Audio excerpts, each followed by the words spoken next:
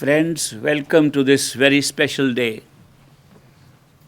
the bandara of great master Hazur Maharaj Baba Sawan Singh Ji, whose pictures you see here. The man with the white beard who changed my life and the lives of several thousand people to such a degree that they became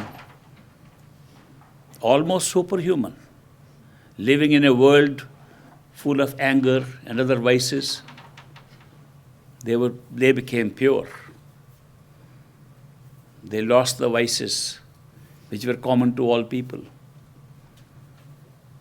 They didn't know how to be angry. Even when it was needed, they had a hard time being angry.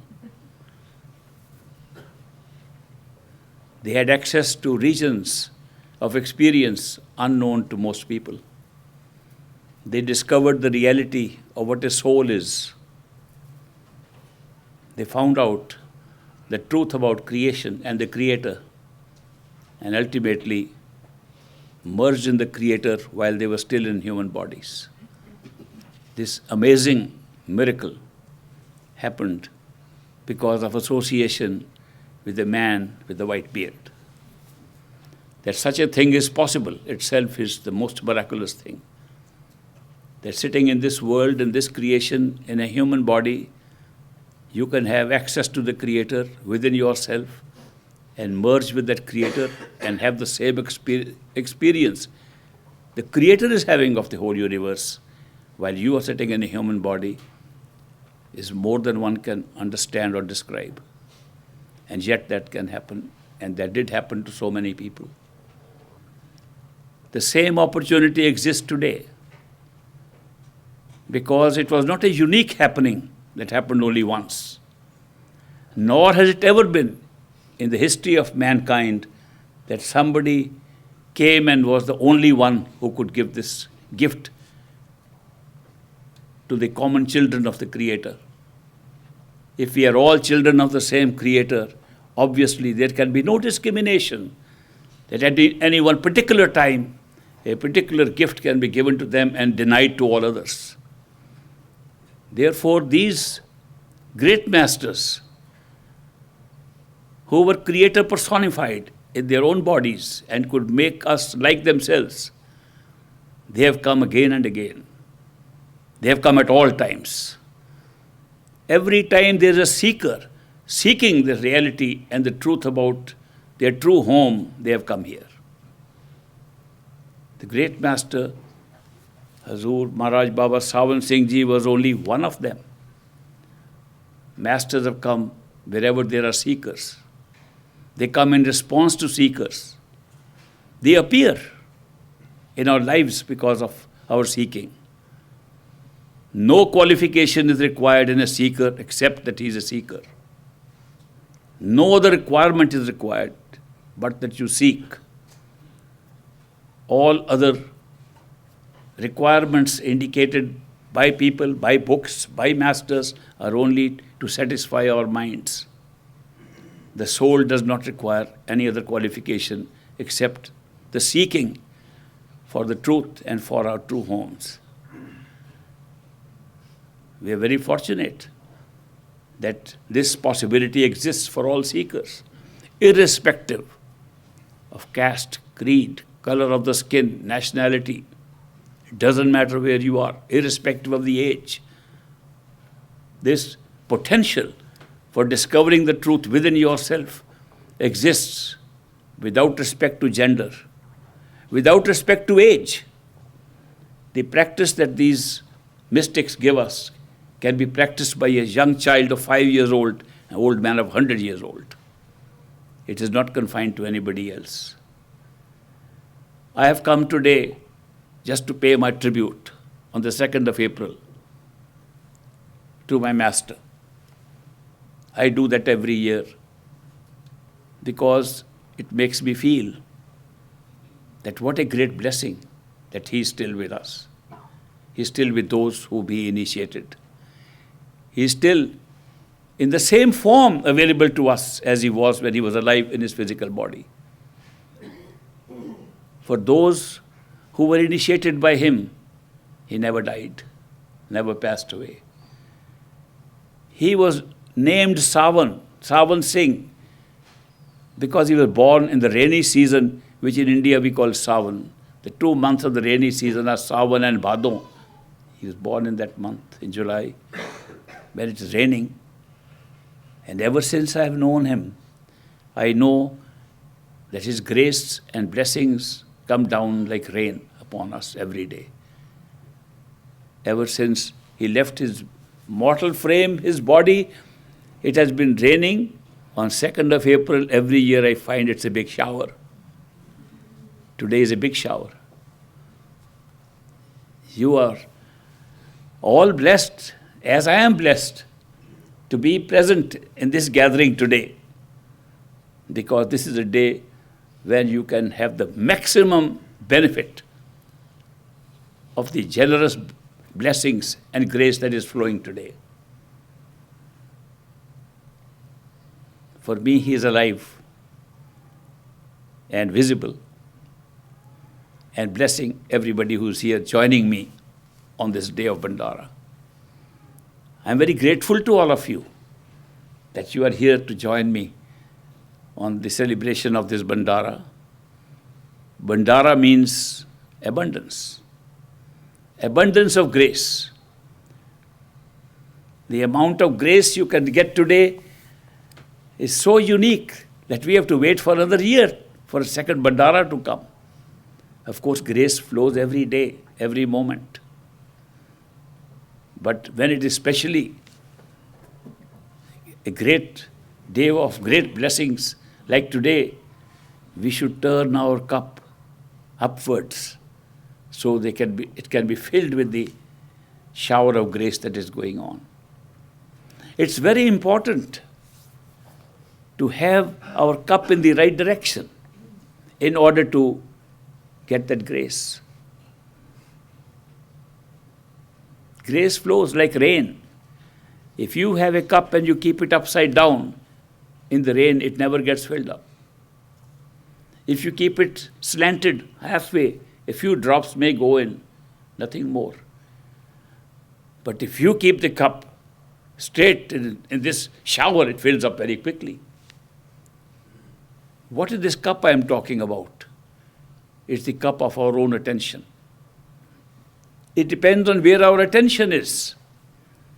When we put our attention on these worldly things, we put our attention on the attachments we have created toward this world, the cup is upside down, doesn't get filled up.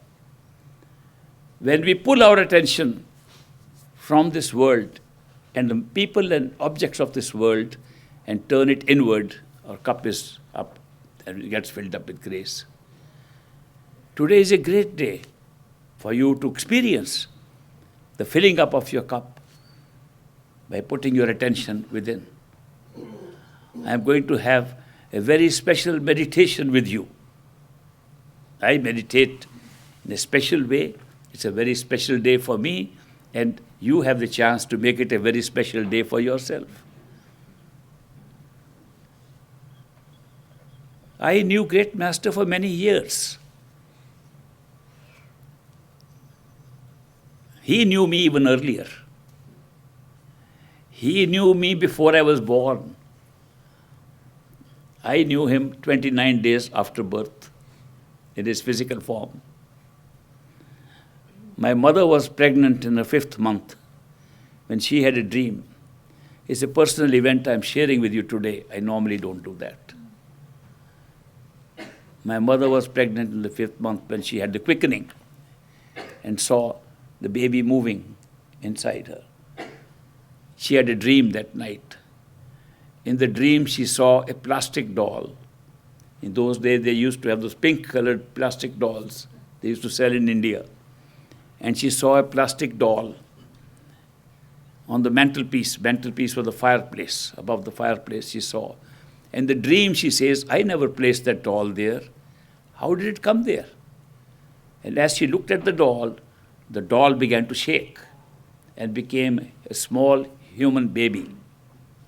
And that baby raised its hand like this and began to give a discourse to her. She was surprised at that strange dream. So she went to Great Master and she narrated her dream to him. And he said, yeah, this is the sign of the child who is coming, who is being born to you. He has been lecturing a lot in the past and will keep on lecturing in the next life after his birth. I had no idea I'll be doing this. She didn't tell me the dream much later. So he knew me before I was born. My dad was very insistent to take that little baby after birth to see the great master who had said these things. And he wanted to take this little baby on Christmas Day because the British were ruling and Christianity was coming in a big way in the country at that time. Christmas, 25th of December, was called a big day. So he said, I want to take the baby on the big day to see the great master. I was born on 26th of November. My grandmother was totally opposed to the idea of taking a baby, newly born baby, out of the house for 40 days.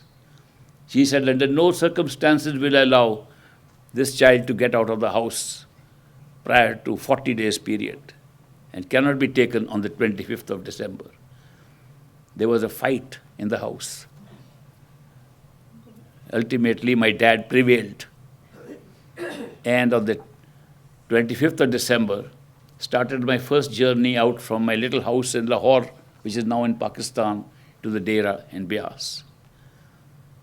People warned that there is no proper road there, that the baby could get killed on the way because so small, 29 days old baby will not survive. And they assured, no, we will hire a bullock cart and take a mattress with us and spread the mattress and have a nice blanket. I traveled in great luxury at 29 days age to my master. On arrival, I was taken to the great master. And he looked at me and he, with his hand, he gave me little,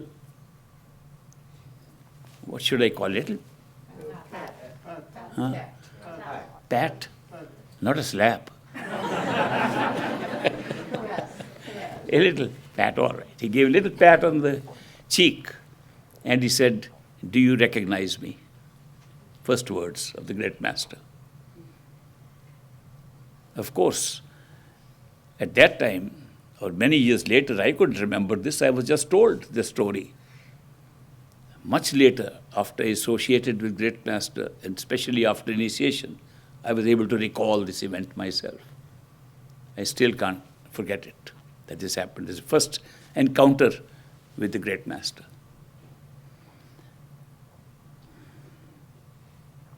Early on, the great master watched over me that I was taken good care of.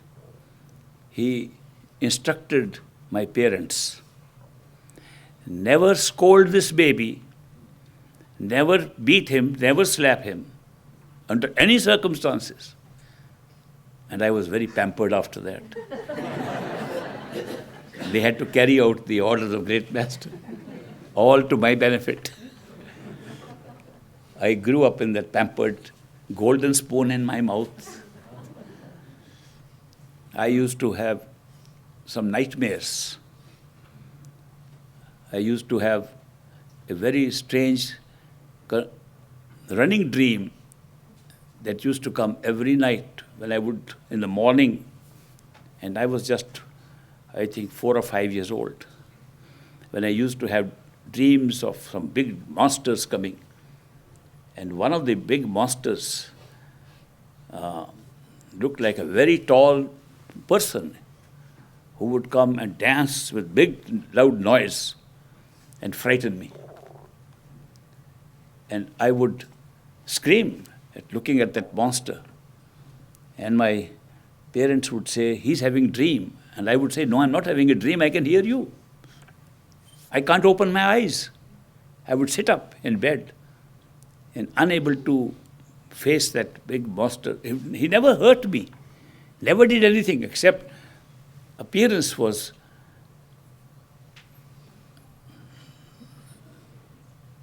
frightening by itself, though nothing ever was by way of hurt or harm caused to me, but the appearance was frightening. So I would scream. And my parents got very worried that what is happening, because it happened every morning. For about 7 days it went on. And so they had to go to Great Master and report this strange dream coming to this young child, and it frightens him and he can't get over it. Great Master said, this is the last effort of Kal, the negative power, to frighten him. Don't worry, it's over now. That never happened again in my life. That was the last of it. But that was a great event for me to know that there is a negative power, and negative power affects us in that way, that the negative power will affect people, that it affects people throughout their life, that people live in fear. It is a great learning which I have understood as time has gone on. And the Great Master's intervention, divine intervention, stopped that forever. At age 3 or 4, I'm giving you my biography because somebody wants to write a biography. So I'm telling everybody my biography today. I don't tell it like this. On this day, I have sought special permission from a master to reveal all this personal details of a seeker. At that age of 3, or between 3 and 4, I could hear loud sounds, bell-like sounds, coming from somewhere. I always thought they're coming from somewhere outside. I would go to the window of my house to see where the sound is coming from. It didn't look like it was coming from that direction. So I'd go to the other side of the house to see if it was coming from that side. And I found it wasn't there. Every time I looked at, I couldn't determine the direction. Who was ringing those bells and who was creating that noise? I was perturbed by the fact that nobody else heard it. My parents would say, no, you're just imagining it. That bothered me a lot. That here I can hear something so loud and they can't hear it. I must be crazy. Something has gone wrong with me. And that sound kept on and on for years till I got used to it.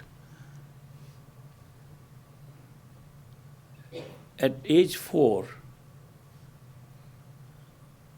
my father, who was a teacher in a college, was transferred to Dharamsala, a hill city in India, where he taught in the college there. And I, as a 4-year-old, was being trained to go to primary school there, to go to some kind of an elementary school. When one day, 3 Italian monks, Buddhist monks, came with their begging bowls, the black begging bowls, and came from house to house begging for food. They came to our house and sat down. And they were sitting in the living room of our house in Dharamsala. And I was outside watching my mom baking cookies. She was baking some little cookies herself. And they waited patiently. I just happened to peep inside who these people were. They were wearing Buddhist robes. And when they saw me peeping in, they asked my father, "Is that your son?" My father said, "Yes." They said, "Can we ask him some questions?" My dad said, "Yes, what kind of questions? He doesn't speak your language, doesn't even speak much." They said, "Write down 5 questions." and ask him the answers. My dad wrote down 5 questions and called me in and said, these are guests from Italy. They are Italian guests. They are Buddhist. And they want to have answers to these 5 questions. Do you have answers? I said, yes. I gave 5 answers. My father repeated the 5 answers to those 3 monks. And the monk said, this boy belongs to us. No. Yes. They said, we are going to take him away. My dad said, is that a normal practice for you to go to somebody's house, ask questions and take kids away? They said, no, we never done this with anybody. But this kid will go with us. He doesn't belong to you. And then, of course, my mother also came in. What is going on? My dad said, these guys asked some questions from this little kid, and he's a 4-year-old kid and they want to take him away.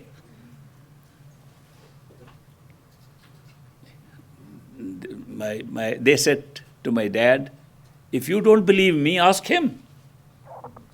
So my dad asked me, you want to stay here or go with them? I said, go with them. And I walked out with them.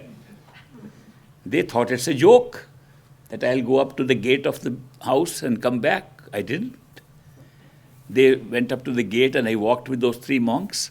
And there was a turning about 100 yards away. The lane turned, and as we turned, they could not see me. I disappeared with those 3 monks.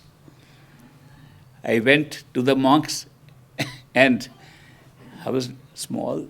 They prepared some tea, or what they call kava, and they served that kava, and I also took some.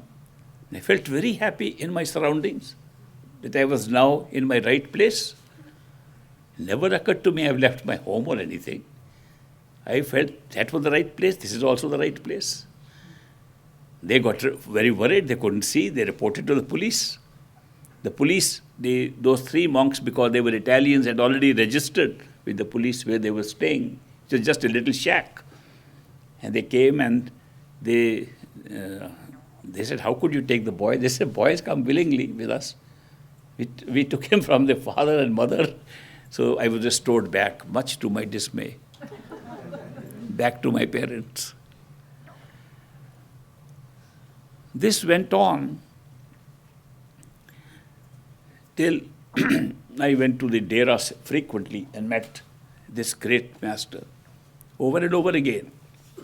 He became like a child for me. He would play games like a child. He had very special affection and had great faith and confidence in me, which nobody else had. In fact, on the very first anniversary of my birth, a bandara that took place almost a month later, on the 29th of December, 1927, I was 1 year and 1 month old, hardly crawling and then standing up, and not even sitting too well. On that bandara day, great master asked my dad, when I came to the satsang, it was a little larger crowd than in the beginning. Great master said, put him on the stage next to me. And my dad said, Master, he's too small. He can't even sit that long. Put him on the stage. I mean, master could be sometimes very assertive like that. And my father had no choice but to put me, and I, out of either fear or something, sat there as a baby so rigidly that I stood the whole of that bandara for the whole period without movement. The great master knew I could do this. My father didn't. My father only took a picture of that, which I saw much later again. I said, who is that little baby sitting with the great master? He told me, it's you. I took this picture. He had, great master, great faith. We would go and play around. It was like a family affair. So he gave me a lot of very personal affection. that you cannot get normally in this world. My sound kept on going. One day my grandfather decided this boy should get half initiation. Great Master used to give half initiation to young children who were ready. Half initiation consisted of telling them how to listen to the sound. When they grew up and became teenagers, he would give the second half, how to do Simran, repetition, and then complete the initiation process.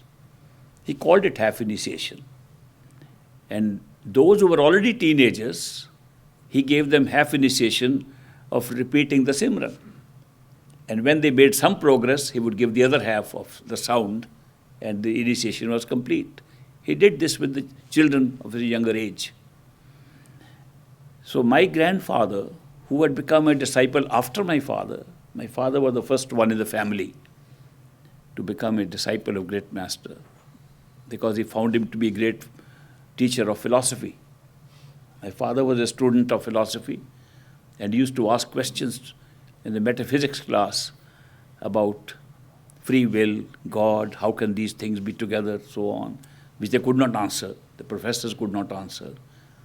And the Great Master answered that. So he told his professors, I found the real professor of philosophy who answered my questions. So after that, all the other members of the family got initiated from Great Master. So my grandfather, who was very, very, very pious man, elderly, well versed in the scriptures, he said to me, I want to take you, we were in the Dera, I want to take you to the Master to get you half initiation.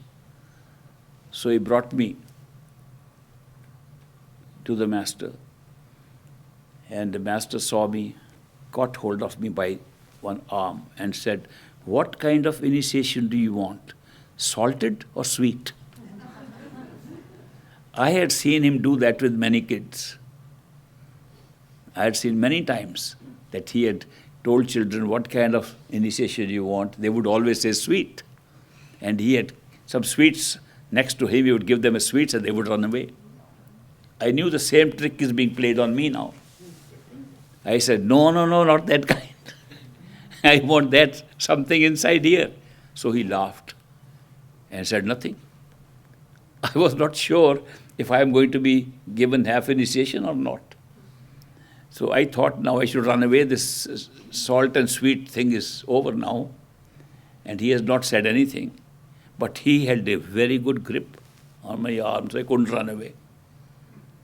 And this was selection going on, what they called chanti there. The chanti was going on, so he was examining other candidates for initiation and telling them somebody is ready, somebody is not yet ready. And as he was selecting them, when the selection was over, he still not let go of my arm.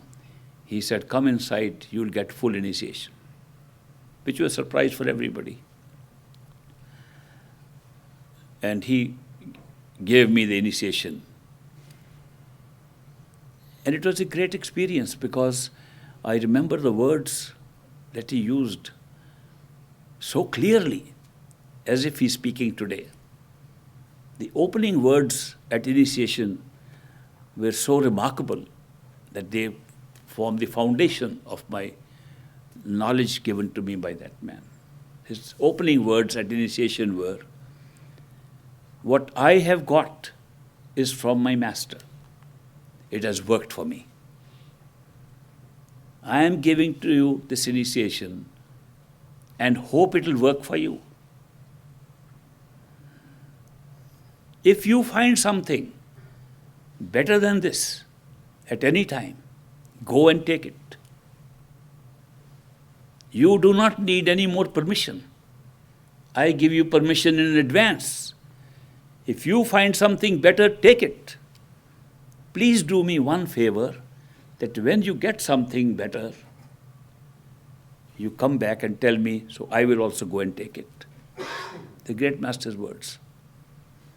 I took them very seriously. And I said, it is my duty now to search for something better. And I've searched all my life. It's more than 75 years ago when that event took place. And I'm still searching if I can find something better. I have not only not found anything better, I have not even found anybody talk about something better. That was a great experience, that this openness, a challenge, go and find something better, was a very big thing for me. But then something very strange happened. I came home and my father was informed that by my grandfather that your son Ishwar has been initiated and given full initiation by the great master, which is very strange for him at this age, not even 10 years old. So it is an exception he has made. My father was so happy, overjoyed, that some 2 other satsangis came and he told them, you know what good news, my son got full initiation. And they said, oh, we are very sorry to hear that. They were followers of great master who told him they were very sorry to hear that I was initiated. And they said, do you realize what has happened? You have got him initiated at such a young age. When he grows up, he'll find that you just indoctrinated him and he never had a chance to look for something himself. Therefore, it's not good for the child. You should have allowed him to grow up, search for himself, and then found what is right for him. You did get something very bad. My parents were shocked, but I was overhearing this conversation in the other room. I agreed with them. I said, what a silly thing, I'm thinking I got something big, and I have got something without knowing if there anything else available. I never had an opportunity to examine anything. And this was just because I was born to this family that I am following this path. That's not fair to me at all. I should have an opportunity to see what else is available and make a choice. Then I realized that all the kids in the world are with this handicap, that they are just being indoctrinated by the religion, the spiritual belief of their parents. When do they get a chance to decide what they want? I might, as a footnote, tell you that I was more mature in my thinking at that time than I am now. I must have grown in reverse. I used to feel I am very old when I was young, and I feel very small when I am now. So I might have grown in the reverse. But these thoughts came to me very strongly, that this is not the way to get onto a spiritual path, that just because my dad believes in it, my family believes in it, I should also follow it. Where did I get a chance to examine anything? First thing that happened after that was the sound that was coming for all these years stopped. People get sound after initiation, my sound stopped after initiation. I couldn't hear anything. And I became a bigger rebel against the path because I never got a chance to make my own selection, to examine what else is available in this world, what spiritual discipline one can follow.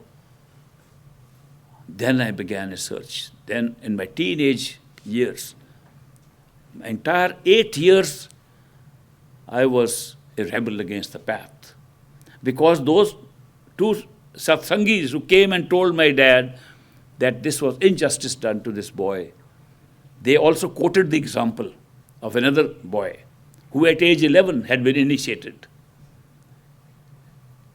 And he was the son of a very great disciple of great master. That disciple was Bhagat Singh, who great master at one time named as his successor. His son is today an attorney, practicing attorney, who has come to me and questioned me several times how I can follow blindly a faith like that because my father believed. He still has not been able to reconcile with this path. They said, do you remember his case? He was called Nicky as a pet name. Do you know Nicky's case?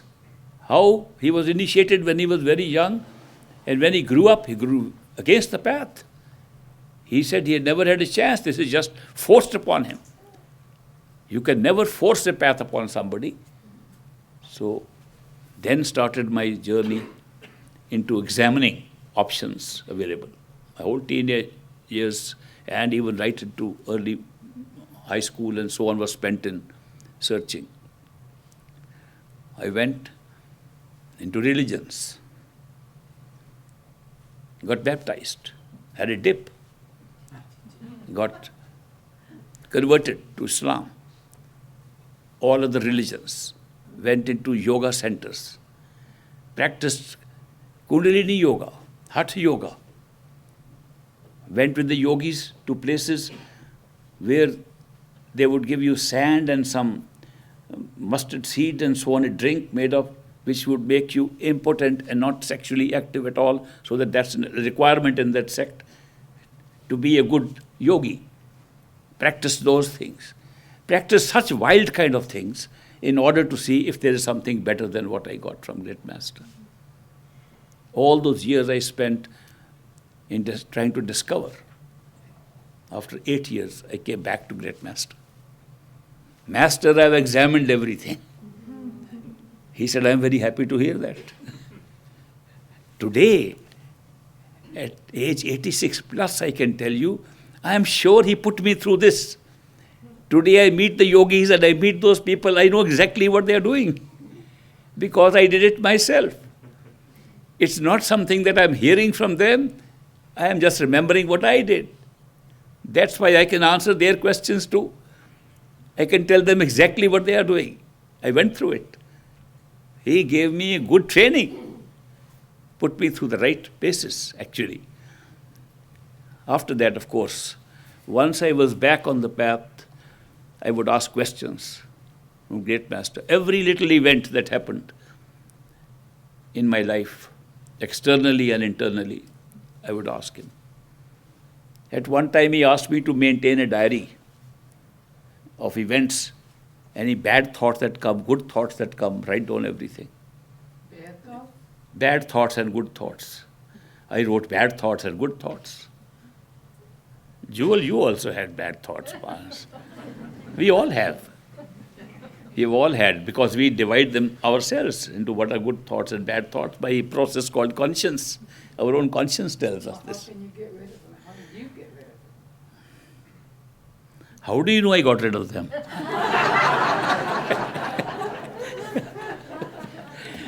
Anyway, the diary process didn't last very long because then I found I didn't need a diary because his grace was immense. It was such a great grace I saw. I asked him question after question. Every inner experience I had, I would go and check with him what it meant. 1942 was the last question I asked him. I've never asked a question after that. There was no question I could ask after that, till today. He had answered all the questions that I could ever think of. He has answered all the questions that anybody has ever asked me after that. It's just an amazing miracle he performed in answering questions, because the rest of the questions were all answered within. All questions have answers within ourselves. At least he put me on track where the answers lie. So that worked very well. I never asked a question. A few years from 1942 till 45, 46 were the best years, where I could practice meditation earnestly. I said, if there is something really that high, let me try it out fully. It doesn't matter if I have to meditate 8 hours, 10 hours a day, it doesn't matter. So those were the days of putting great effort into it. Then came the days of no effort, effortlessness. I found that both of them work well. Putting in effort and not putting in effort eventually become the same thing. Depending upon his grace and love, and depending upon your effort, eventually you find both come from his grace.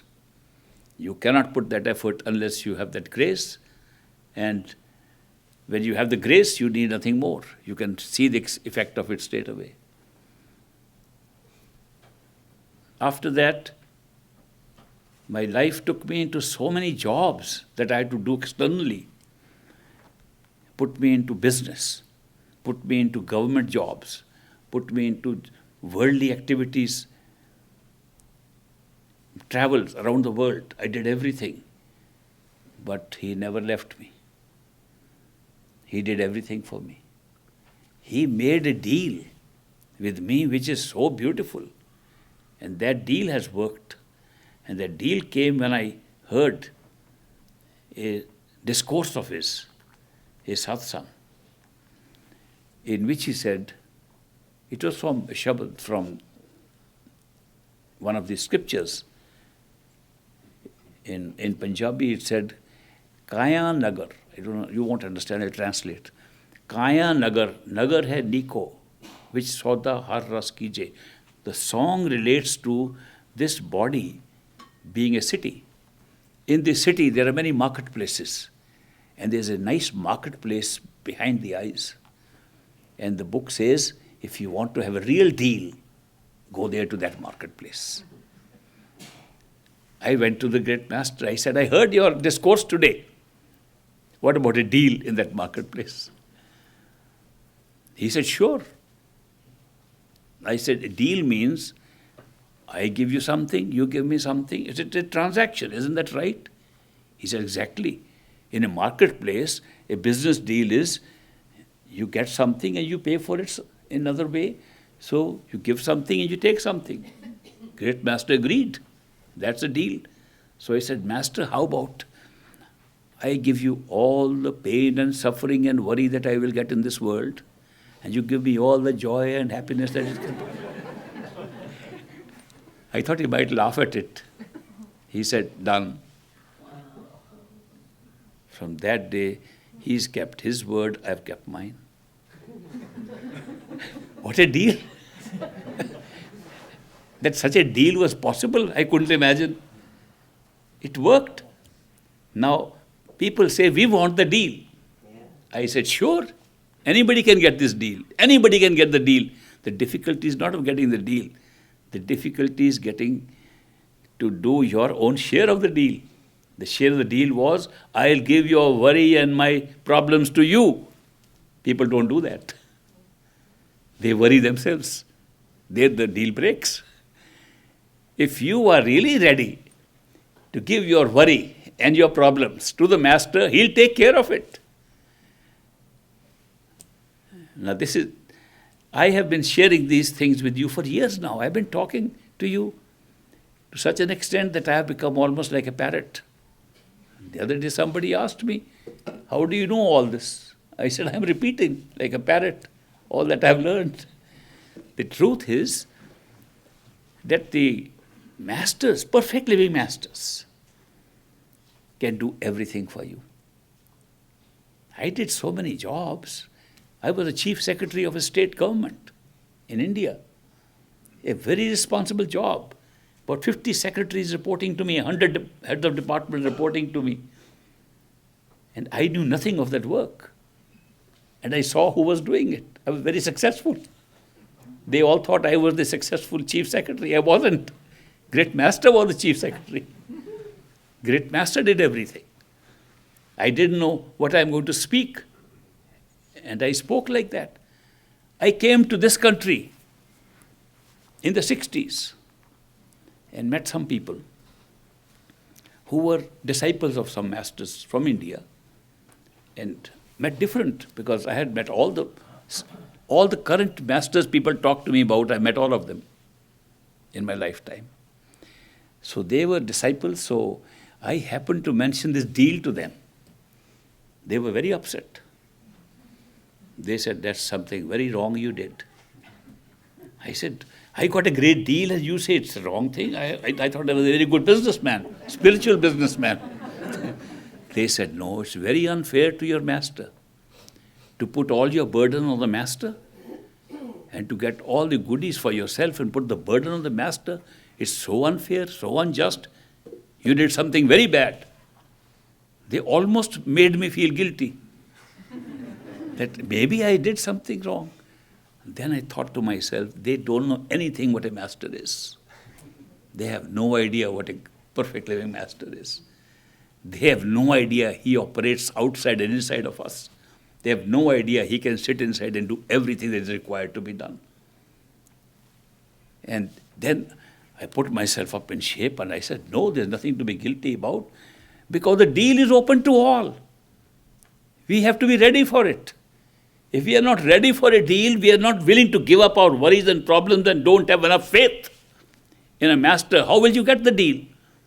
The deal requires complete, unshakable faith that the master will do everything for you and he will do everything for you. It's a question of the level of your faith. If you don't have faith, if you say, well, I want to give him the problem, but I'm not sure if he knows really enough how to handle it. There's no deal. There was an American seeker. He came to India. He was roaming around in all the holy cities to find some truth. Then he found that there was one real person who could perform miracle. A real Swami who lived on the bank of a river. And he used to cut wood to bring for his firework and for cooking from the other side of the river, but he always walked on the river, on the water. We've heard of people walking on water, but nobody has seen it. He said, I have heard stories that these guys can learn how to walk. They somehow control gravity and they can uplift themselves without falling down. But he said, I want to see personally. So he went over to that village and met that guy who said, I'd go every day. I go to the forest and bring the wood and come back. I just walk on the water. He said, how do you do it? He says, I do it in a normal way. I just say that I will not sink in the water, and I never sink. I know I will not sink, I'm sure. So I walk. He says, can you show me? And he walked on the water. He said, yes, there's no problem. He says, can I also do it? Sure, you can. Tomorrow I'm going to cut the wood, you come with me. We'll both walk on water. This man said, this will be the greatest experience of my life. To be able to walk on water and not get drowned in that. So in the morning he got ready. Then he said, what if I really drown halfway? That will be terrible. What will people in my home back in Kentucky think of me? So he said to some friends there, he said, can I get a rope? And I'll tie the rope around myself. So I'll have the rope, you hold the rope. If I walk, fine. If I don't, if I sink, pull me out. The moment he stepped on the water, he sank and they pulled him out. How can you walk on water when you don't have faith? How can you have any miraculous experience if you don't have faith? Faith is so fundamental. We forget that faith is fundamental. If you say, Master can do everything for me and you don't have faith, he will do nothing for you.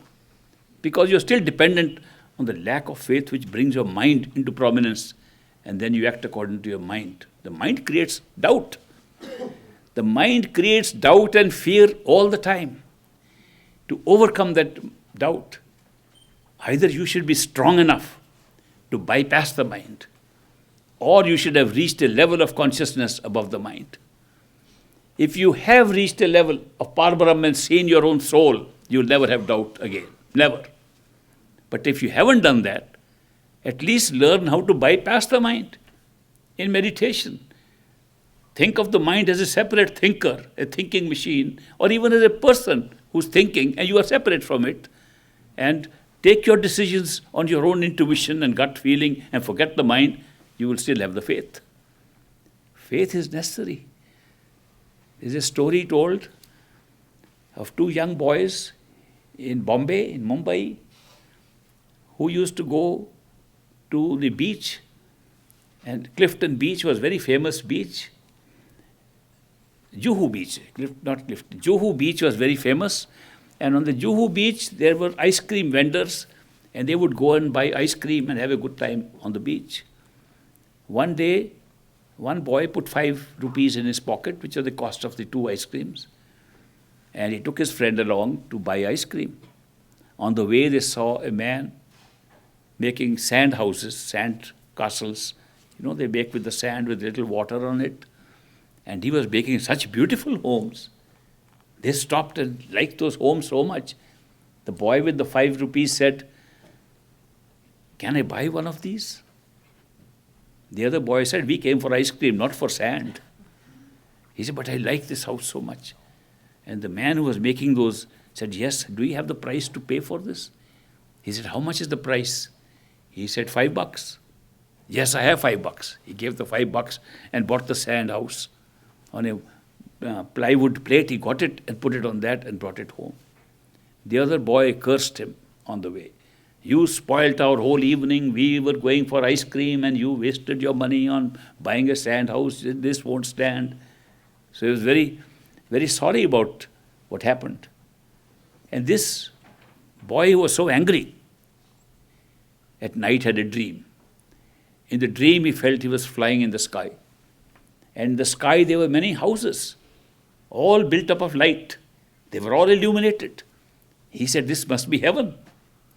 And those houses, when he looked at them, they had the same shapes as the houses that the guy was making with sand there. He said he must have known that there are houses in heaven, and that's why he could know the design of those houses.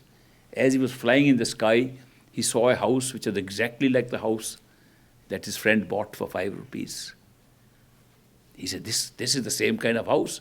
And he saw the name of his friend written outside that house. He said, "Oh my God, he bought a house in heaven for 5 rupees. And he woke up. And he couldn't contain it anymore. He ran to his friend's house. He said, "You know, you bought that sand house yesterday for 5 rupees. I'll give you 10 rupees today." He says, "No, I won't give it to you. If you want one, go to the same man." So this man took 5 rupees and ran to the beach, went to the same man, and he saw him making more sand houses. And he said, "Can I buy one of these houses?" He said, "Do you have the price to pay?" He said, "Yes, I have 5 rupees. He said, "The price is 5,000 rupees. He said, "What kind of inflation is this? Overnight, the price has gone up so much." The man said, "No, my child, it's not the overnight price rise." He said, "But my friend bought for 5 rupees. He says, "Your friend bought without seeing it. You're buying after seeing it. He bought it on faith. You're buying it after seeing it. Faith can give you a very good bargain." So that story we tell just to show the importance of faith. The real question is a little contradiction here, that we say there is no scope for blind faith in this path. You must see things for yourself and then believe them. On the other hand, we say there should be faith. What kind of faith is this if you have already seen things? If you have seen things, there is no scope left for faith. Don't you think that faith has always to be blind to some extent? Then what is the meaning of blind faith and living faith, and what's the distinction if faith means doing something without seeing it? Isn't all faith blind because we have not seen it? But the masters make a distinction between the two. They said blind faith is when somebody makes a statement, you accept it, and the statement remains the same, and you keep on believing it forever. That's blind faith. Living faith is that you have a leap of faith for the first step, and something happens to grow your faith by miraculous happenings, coincidences, something is happening every day in your life to build on that faith.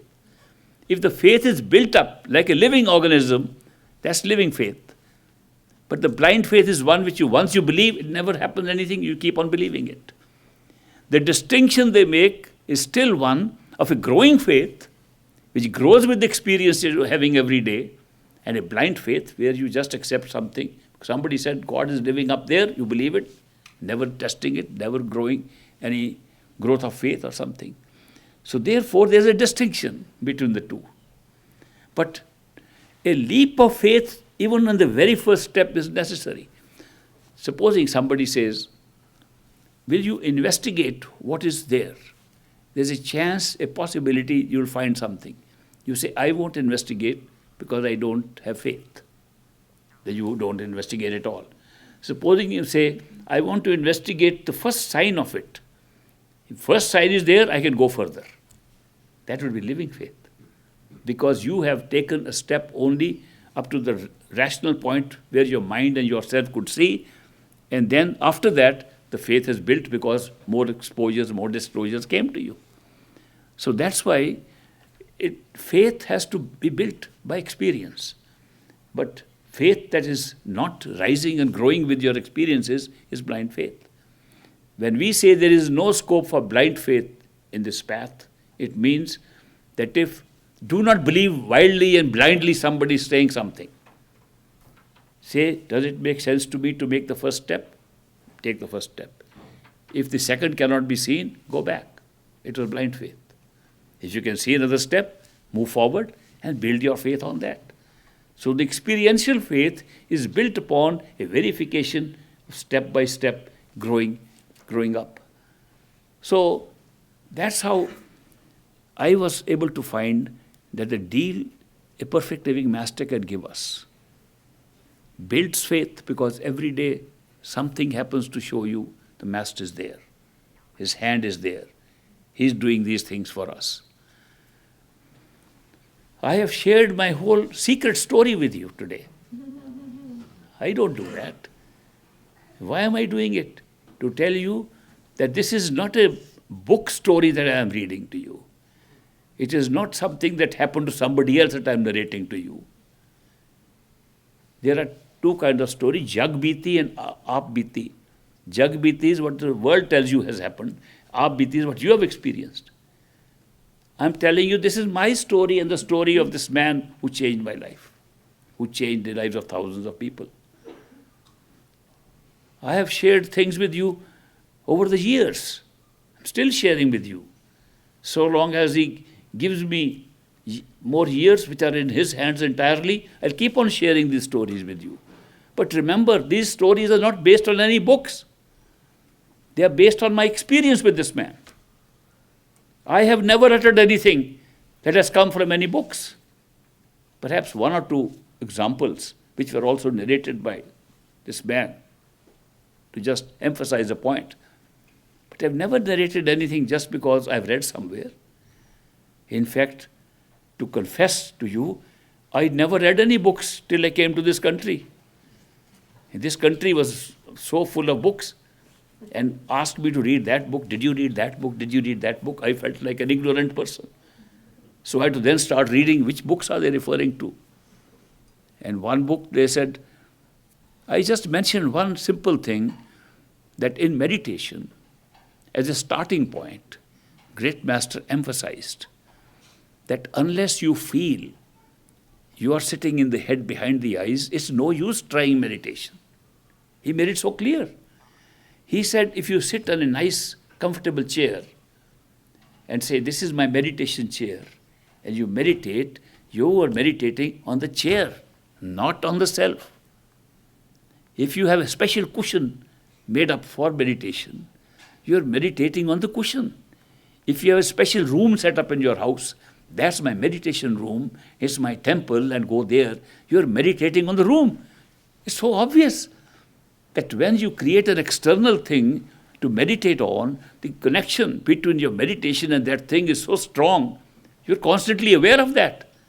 How are you going to pull your attention from everything and the body behind your eyes?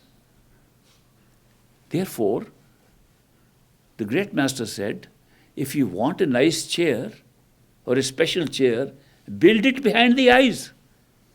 If you want a special cushion to sit on and a relaxing atmosphere, build it inside. Unless you place yourself at the third eye center, meditation should not even begin. It's so important. When I said this, my friends in this country said, where are you talking from? Which book says that?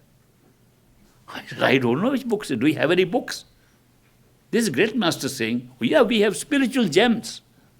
A book containing letters from great master. I said, can I see the book? I got hold of that book called Spiritual Gems. Read it for the first time. And marked 11 places in that book, in those letters, which it says the same thing. How come they never read it? When we read a book, we don't read the whole book. We read what we like.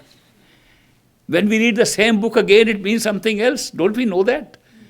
That every time we read something, the mind picks up only what's ready to accept at that time.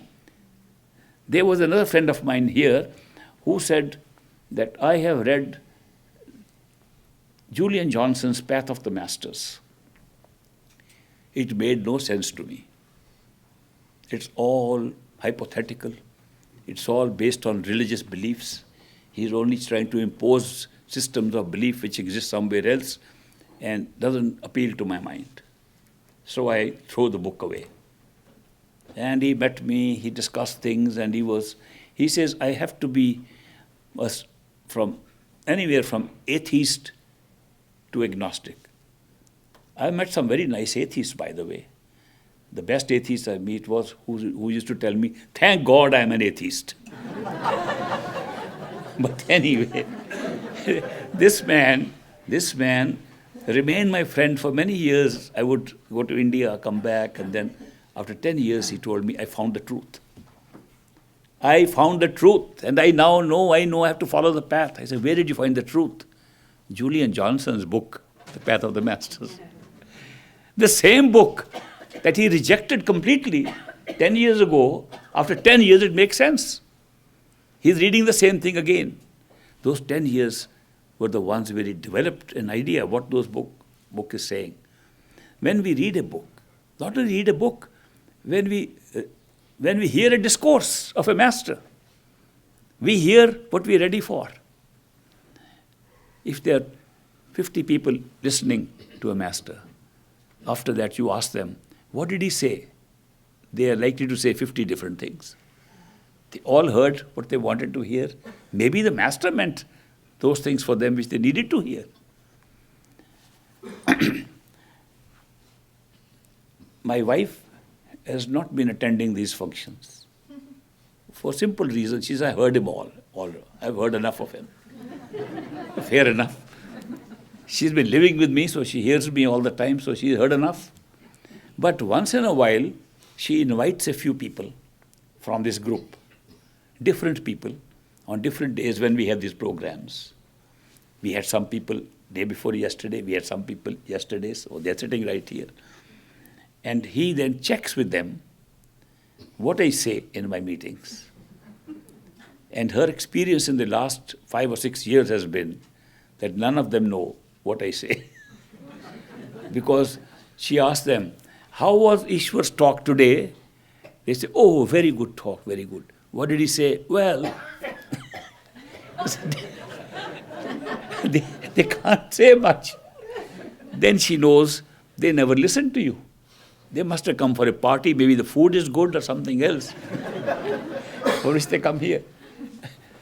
The point is that we absorb only as much as we need at that time. But our absorption of knowledge keeps on changing. And therefore we grow. That's how faith grows. That's how we reach a point where faith becomes unshakable. Nothing can happen when you reach that state of unshakable faith. Nothing can happen that can change your faith. On the other hand, if it is a shaky faith, today I feel I'm unshakable faith, a bad event takes place. How could Master do this to me?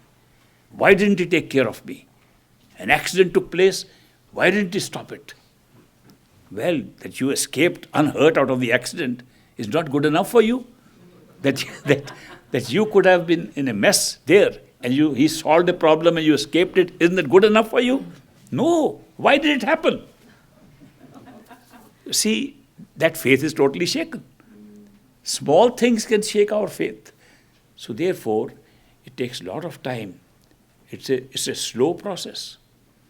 It's made a deliberately slow process to build up that kind of faith. In India, they say, Sahaj pake, so meetha hoye. Whatever happens gradually, slowly, stage by stage, is much sweeter than something that happens suddenly. People who have had sudden experiences on the spiritual path have sudden loss of faith also. People who have built their faith steadily, one event after another, never lose their faith. Great Master used to distinguish people, especially the Western people who were full of questions and ideas and intellectual objections to the path. Compare them with illiterate Indian villagers who would come and get initiated and straight away have an experience, another experience. He would say those who without question are having these experiences, they lose the experience, and if they have a bad experience, they lose faith as easily as they got it. Those who have gone steadily and understood and absorbed the whole thing, and intellect has been satisfied before they go on to the spiritual side, they don't lose their faith, because they've gone and known what shakes faith and why they can help themselves not to shake the faith. So they're an advantage. There's an advantage in the upstarts who suddenly get something, that they boast to everybody, we got it. Others say, how could they get it and we don't get it? Well, maybe we think too much. They didn't think, therefore they got it. We think too much. We get later, after we have thought out everything, satisfied the mind, and the mind then rests because it is satisfied. Yes, it makes sense to take that leap. Next leap you can take that faith. Then the faith is not gone. There's an advantage and disadvantage on both sides, but they're well balanced. So mostly in the West, where we are sitting now, the West is turning to spirituality in the Western way. I must tell you that. They are not turning to spirituality the Eastern way. The Eastern way is to get an experience and understand it later. The Western way is understand it first, then get the experience. So it's a different way. Great Master in 1937 writes in two of the letters that I have read, which are published letters of his to American disciples, that America is ready for spirituality. All it needs is to be explained to them in their way. He says so clearly, that once this is spiritual path is explained to them in their way, their mind understands it, the mind will not stand in the way of progress. Which is exactly what I am seeing. So I have seen both East and West. So I can see and compare and contrast the differences. And I see that this country is ready for a very large dose of spirituality, unseen before in the West, in modern history, or even in the history that we know of. And the material progress that has been made here is going to shift to the East. This will not be the highest place for material wealth and material technology and so on. It will move to the East, to India, China, which were great spiritual hoards of knowledge in the past, will be after affluence, money, building things, technology. And this, which has already thought that technology and things will take us anywhere they want, will say this is suffer in technology. We're losing something, but gaining something much more valuable, spiritual values and spiritual growth in this part of the world. That's a prediction made by the great master. And I can see it right now. It's coming true. The shift is already taking place. And shift will keep on going. Therefore, I congratulate all of you for living here, for being born here. You're at the right place. Some people who are born there and know that this shift is taking place have come here through two processes. One is called immigration. The other is called reincarnation. I see so many friends who tell me they feel they have been to India. They have never been to India. They've been only living in the United States. We feel we have been to India. They like Indian food. Some of them started speaking Indian languages, which surprises me. And they feel there has been a touch with that. I say, if you look back, go inside and see, you were in India. It's just a little regression that you need into one past life. The very first time you go into a past life, you'll see where you were last time. So this opportunity that has come over here makes me feel what a great blessing for me to celebrate a bandara of great master with you, my friends and co-travelers on this path. I have nothing that anybody else cannot get. What I got from the great master, all of you, without exception, can get from a perfect living master, any perfect living master. I call him great master. Masters call him great master. He was a great master. But whoever your perfect living master is your great master. The great master is one who initiates you, takes you back home. It's not any particular person who we can call a great master. The great master is your master who initiates you, promises to take you back home and takes you back home. That's the definition of a great master. I praise my master. I praise the Lord who appears as my master. I see the whole of creation and all the stages of consciousness in the master. He showed them to me. I have no doubt about him. You will have no doubt about your master if he is a great master, a perfect living master. It's not one person. No one person as a human being has ever lived forever. Different people have come, different persons have come, and they have been perfect masters and perfect great masters for those whom they initiated and took back home. It has happened throughout history. Wherever there are seekers, there were masters. Therefore, it's not one particular person. On the other hand, I can tell you, if a perfect living master, his physical body is dead, he can do nothing for you. Only a living master can help you. If you follow a dead master, you are following your own mind. Check it out any number of times. Your own mind speaks when you think masters speak. If you are following a master who lives thousands of miles away, you have never seen him. You are listening to your own mind and not to a master. A master is one who is living, has become a friend of yours, can hold your hand and say, I am your friend here and I am your friend forever. That's the definition of a perfect living master. And I'm telling you from experience. If you have the hand of a perfect living master, you can make a deal like the one I did. It's open to everybody. It's not that I was very unique or something that happened. I was lucky. So are you all lucky. You are lucky to hear me tell about a master and what possibilities we have. Don't you think it's great luck to know that such a thing happens? How many of you agree with me? Thank you. You have been successfully celebrated my day, and I have successfully celebrated day for all of us, called the Great Master's Bandara. Bandara, as I said, is abundance. In the meditation we will do, keep your cup toward the grace and see what flows in. You can see it today. It's a great day. Do not miss the opportunity. Sometimes life presents opportunities and we miss them.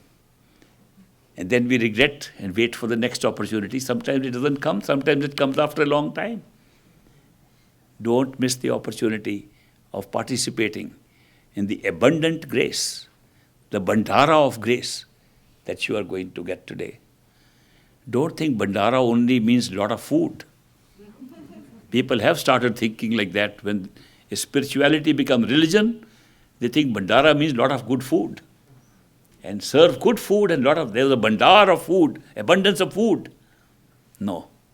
Bandara is abundance of grace, abundance of blessings of a perfect living master.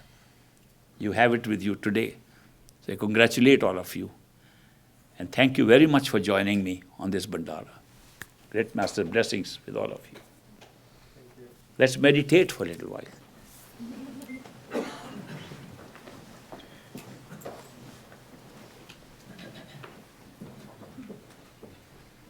Meditate in your own way, but please meditate at the right place. Behind the eyes, in your head. Assume, imagine, visualize that you are sitting in a house built like a body. You are on the 6th floor of the house behind the eyes. You are sitting on your favorite meditation chair, cushion, in your favorite corner, reserved for meditation, inside you. And there, your master is going to pour the grace upon you. Your master will give you grace. Your master is the great master for today. Beg for grace. Get more grace. Be open to grace. Keep your wide cup open for grace to flow into your attention.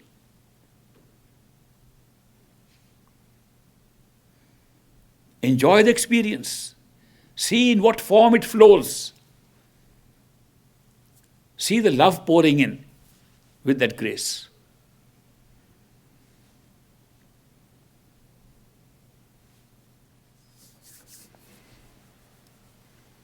How many of you enjoyed this session, bandara session?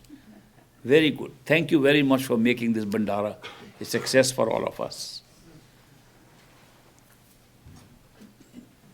We have altered the program slightly because the rest of the program will be confined to other activities, and we will be ending the public meetings we are having now, and so we'll arrange the prashad at this time if it can be done.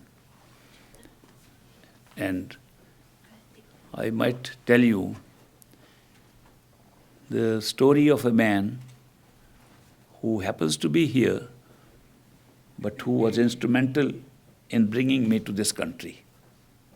I want to publicly thank him for bringing me to this country and making so many friends for me here. Of course, he still believes that my contact with my master is only in the washroom.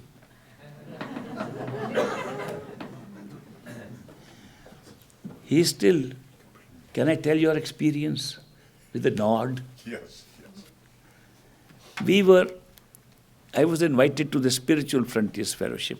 Many of you here might have been there and might have come from there. And so was this gentleman who's standing in front of you. I want to thank him. He sponsored my coming to this country, gave me a job in this country. We both made millions of dollars and wasted millions of dollars. Spent them. He loved it. We meditated together. We had a couple of other people with us. And we traveled around the world together in several countries. He looks like an African king, doesn't he? Yeah. I took him to India, introduced him in the state of Kashmir as king of Zamunda. They said, where is Zamunda, a country in Africa? Where did I find it? From a movie called Coming to America. They all believed he was the king, but I cautioned them, be quiet, he's traveling incognito. And we had a white girl with us, one who we recognized from her past life. She traveled with us. And I was there. We three were traveling there. They said, he's king. I see, he's king traveling incognito.